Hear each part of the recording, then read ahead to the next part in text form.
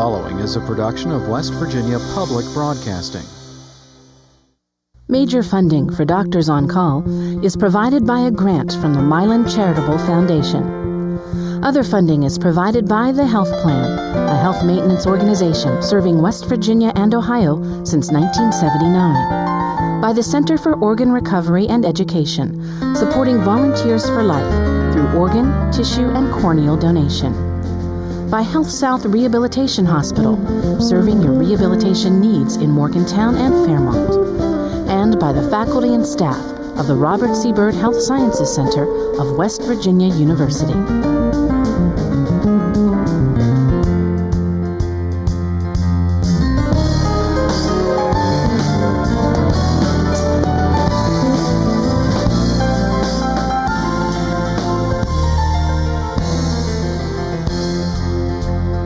Welcome to Doctors on Call. Tonight's topic, breast cancer. Two experts are here to answer your questions. Now here's your host, Dr. Kathy Moffitt. Good evening. You can't miss the pink stuff. It's everywhere, and we should all know what it means. It's in recognition of Breast Cancer Awareness Month. We're celebrating survivors and spreading the word about the importance of early detection and treatment. Who should get a mammogram? At what age? Are self-breast exams important? How is breast cancer treated these days? We'll get answers to those questions and more tonight from our two guests, Dr. James Abraham, a WVU oncologist who's director of the WVU Mary Babb Randolph Cancer Center clinics, and Dr. Hannah Hazard, a surgeon at WVU and the Mary Babb Randolph Cancer Center, who specializes in surgery for breast cancer. If you'd like to ask a question, give us a call. Our phone lines are open. James, so breast cancer is common. We probably all know someone, or it affects people in West Virginia. How common is it? About 1,500 women will get a diagnosis of breast cancer in West Virginia per year. And unfortunately, about 300 women will die from this disease in our state every year. And so that's about 1 in 8 women now, I understand, in our lifetime will develop breast cancer. That's right, 1 in 8 women. And Hannah, is surgery enough to cure breast cancer? So when we catch breast cancer at its most early stages, yes, surgery can be a very effective treatment for it. We do know that breast cancer has some component of systemic, so it becomes important to not only do the surgical treatment options that are recommended, but also a lot of the follow-up care that your medical oncologist would be asking you to participate in. So you mentioned early treatment. You mentioned that 300 women in West Virginia die, so it's early detection. That's important. So how does a woman know she has breast cancer? And as you said, early detection is extremely important to find a curative form of breast cancer. And once we find it's early by either self-breast examination or a physician examination, right, or screening mammogram. And in an average risk person, we talk about starting the screening mammogram at the age of 40. And at what age do you start the self-breast exam? What age should a girl or a woman start that? So I think it's important for women to begin to sort of understand self-breast exams probably in their early 20s. They should be having clinical breast examinations by their primary care doctor every 3 or 4 years, starting around the age of 25, and then clinical examinations starting at the age of 40.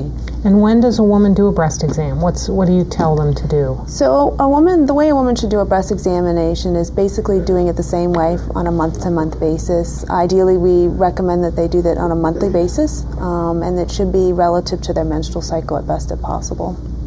So our phone lines are open. Please go ahead and give us a call. Now, there's been some controversy about mammograms. Right. The age of 40 is what you said to start annual mammograms. Right.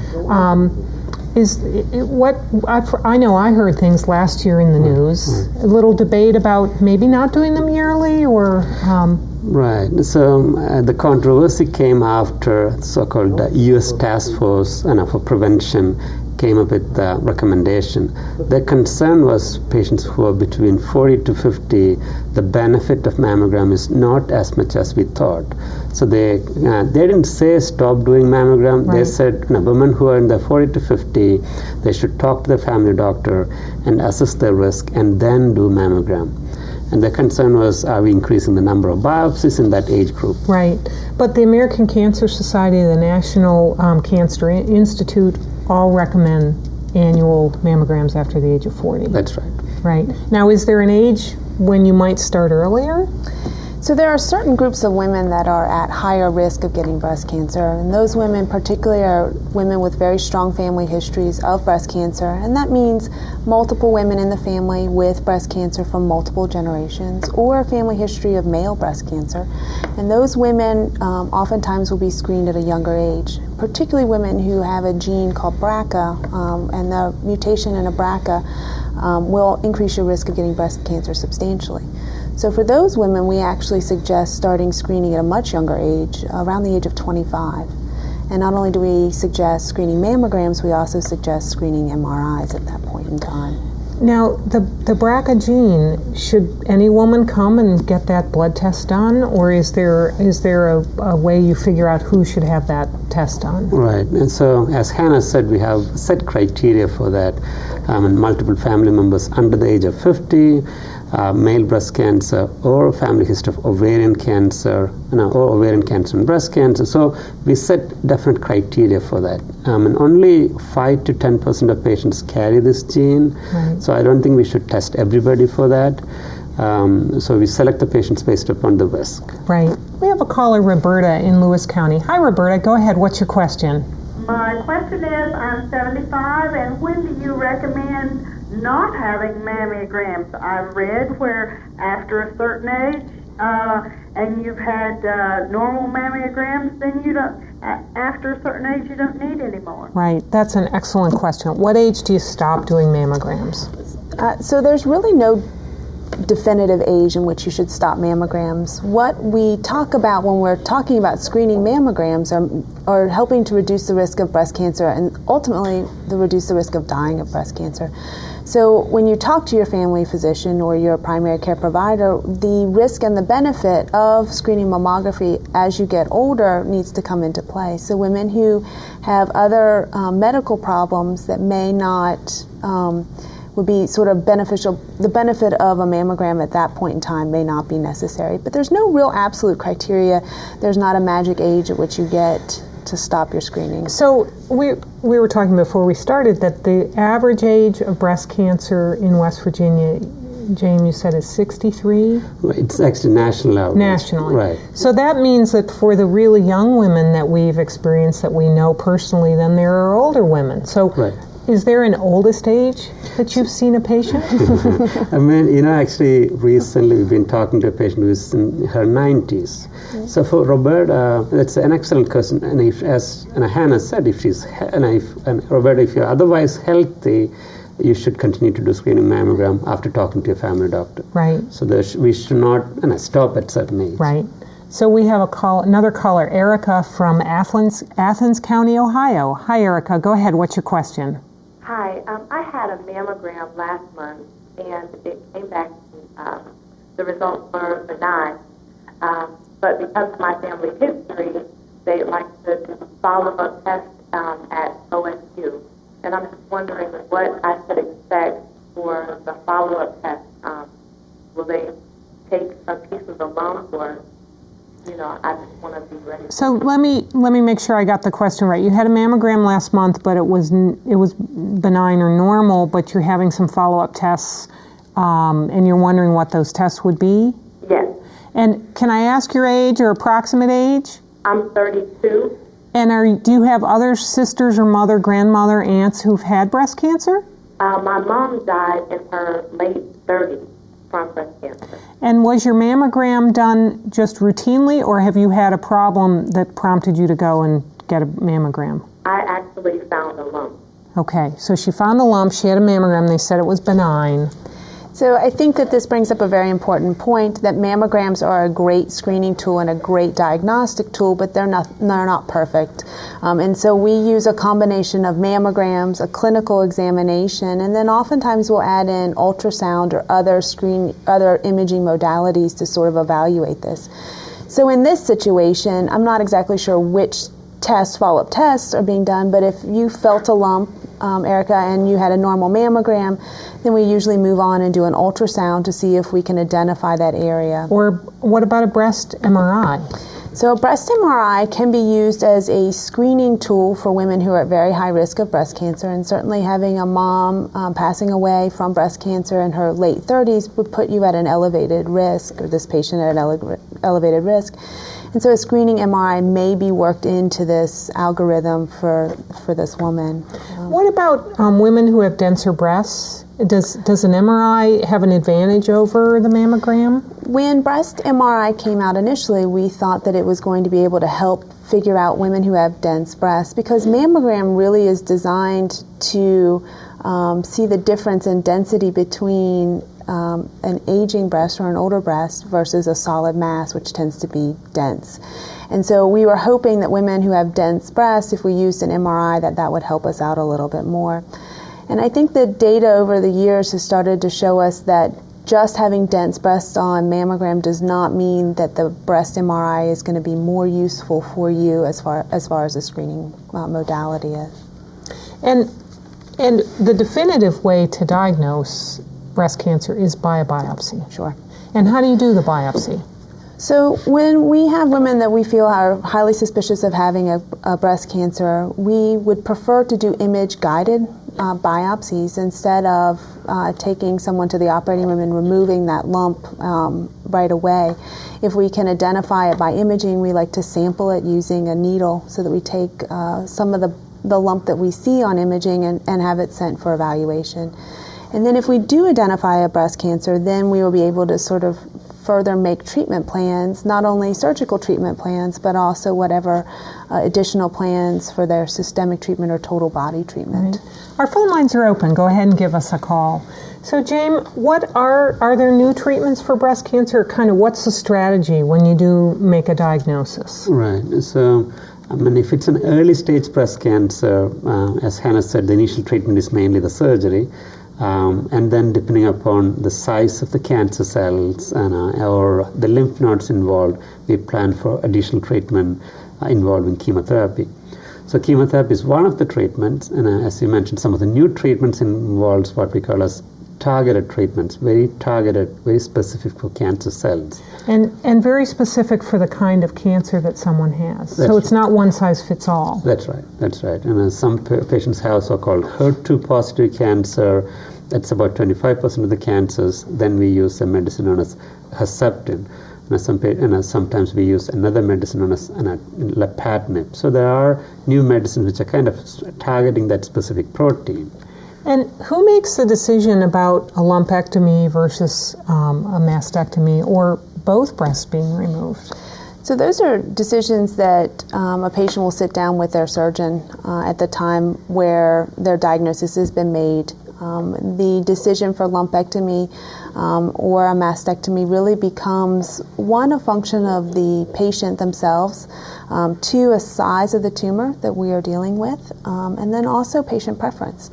We know that if we can do a lumpectomy and get negative margins, meaning that we remove all of the cancer out of the breast, and we follow that with radiation therapy, the survival for women choosing that surgical option is the same as if we chose if they chose a mastectomy. And so for most women, those two options, a lumpectomy or a mastectomy, are very realistic options. And then it becomes a question of what is the patient most comfortable with.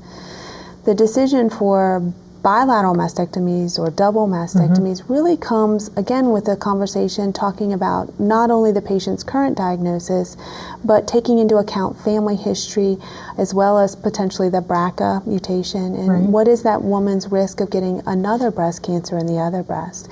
Because breast cancer doesn't go from one breast to the other breast. It's actually two independent or a second independent breast cancer. And so you have to assess that woman's risk of getting a second breast cancer on the other side. So what are the risks? You mentioned risks. We've talked about having the gene, so a strong family history, but that's a minority of the patients. Right. What are other risk factors, or what are things that women can do to perhaps prevent breast cancer, reduce the risk? Right. So 90% of breast cancer is what we call as sporadic breast cancer. It just happens due to multiple factors. And it's not due to a gene. Right. So that can be due to what we call as hormonal factors. So older the person, the risk of breast cancer increases. And then the menarche, at the age what they have their first periods, if that's early, again the risk for breast cancer increases. And later, a person having a full-term pregnancy, that increases the risk. And of course, family history is an important factor. Or if they have biopsies in the past, sometimes even benign biopsies or even abnormal biopsies.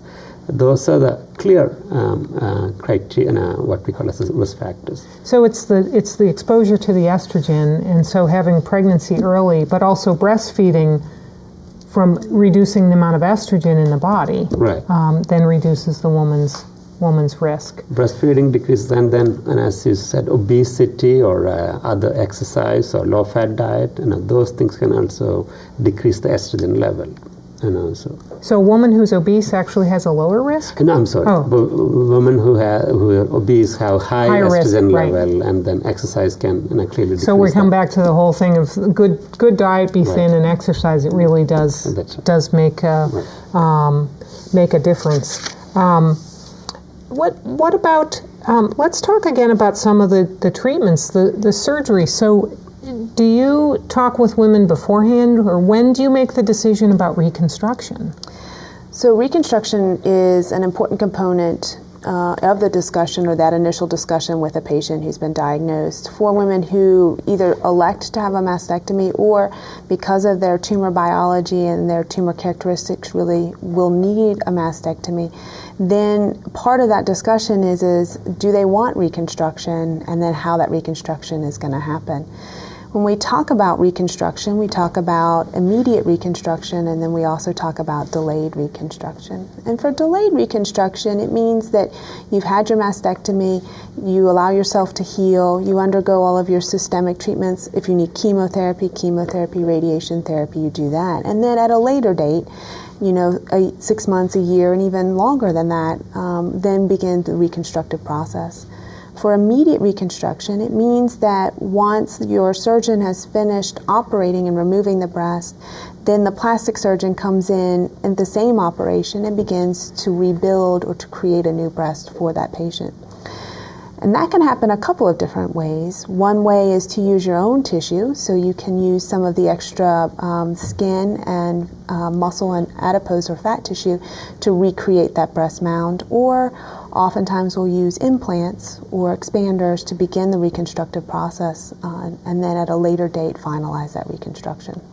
If a woman knows she's going to have radiation, would that hinder the healing of an immediate reconstruction? So is that taken into account? So it's an excellent question, and it's a topic of considerable debate because most plastic surgeons would rather not have radiation happen to their reconstruction. So for a long time we did not even offer any immediate reconstruction for women we knew were going to get radiation.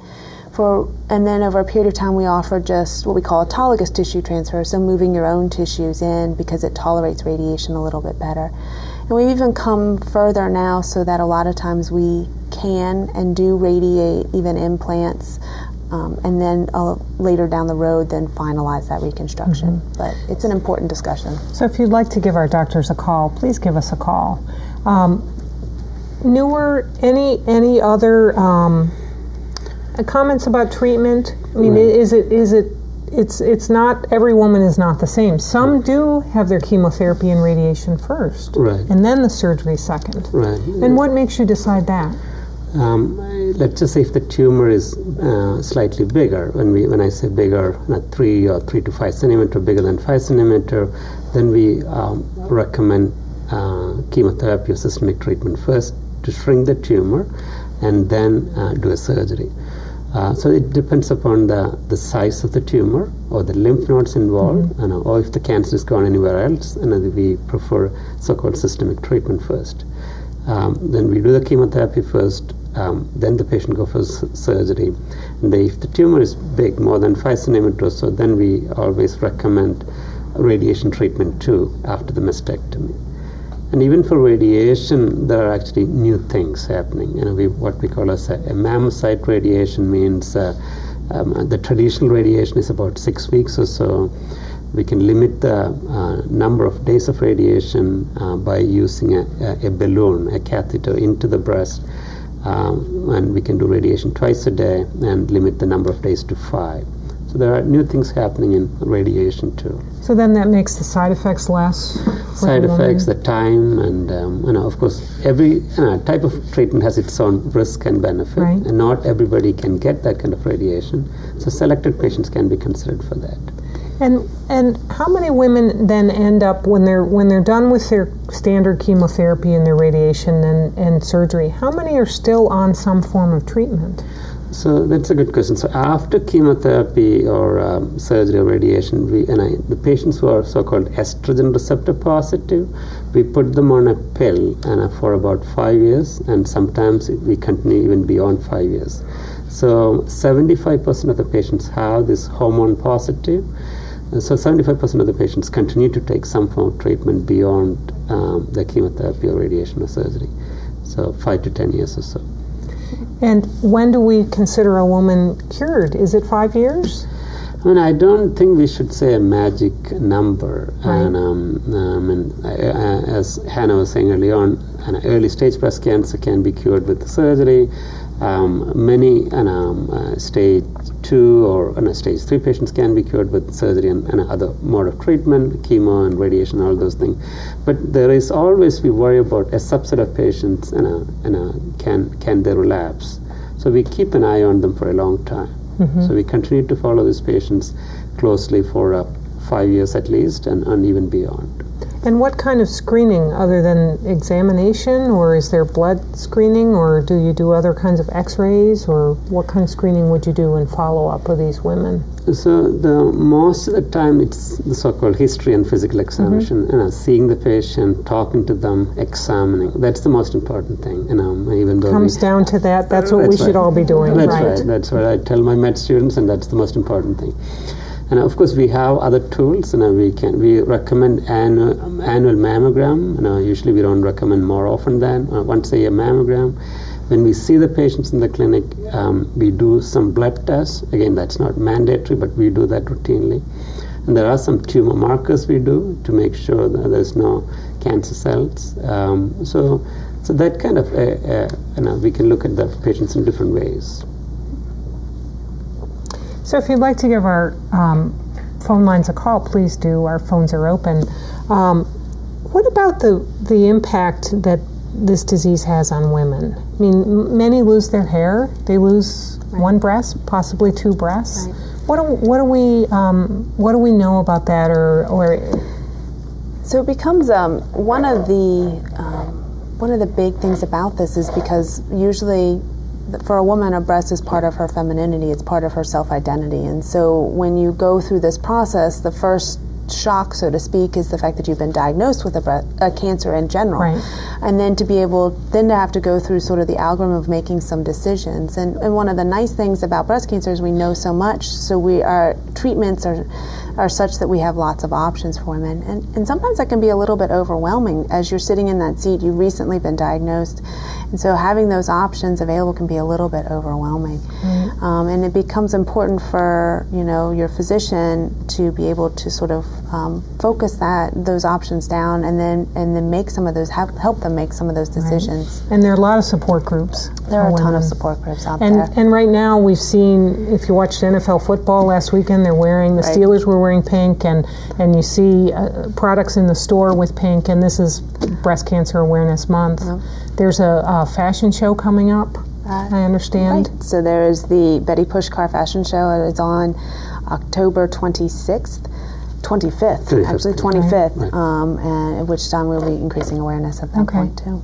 And so the important things are get your mammogram annually when you're over 40, have a healthy diet and lifestyle, self-breast exam, and any other comment about prevention? The good news is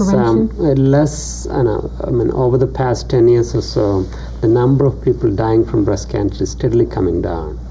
So that's the good news, and that's due to the things what we just talked: early detection, effective treatment. So, and these kind of awareness programs clearly promote the screening mammogram and self-breast examination and understanding the risk. Right. And is smoking and drinking? We haven't really talked about those. Are those risk factors for breast cancer? So smoking, smoking clearly associated with increased risk for breast cancer. Drinking, the data goes back and forth, but still alcohol, we can say alcohol is associated with breast cancer. So in moderation. That's right. Just like anything else. That's right. But smoking clearly increases the risk for breast cancer. Yeah. Right. Okay, we've been talking about breast cancer with Dr. James Abraham and Dr. Hannah Hazard. Thank you both for being with us. If you'd like more information, talk to your family doctor or visit our website at wvuhealthcare.com. For Doctors on Call, I'm Dr. Kathy Moffat. Good night and good health.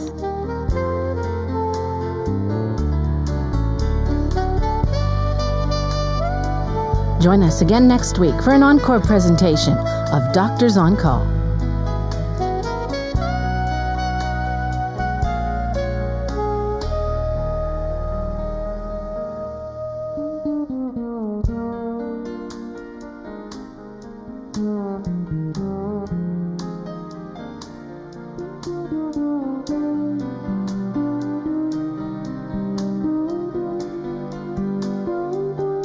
Major funding for Doctors on Call is provided by a grant from the Milan Charitable Foundation. Other funding is provided by the Health Plan, a health maintenance organization serving West Virginia and Ohio since 1979. By the Center for Organ Recovery and Education, supporting Volunteers for Life through organ, tissue, and corneal donation.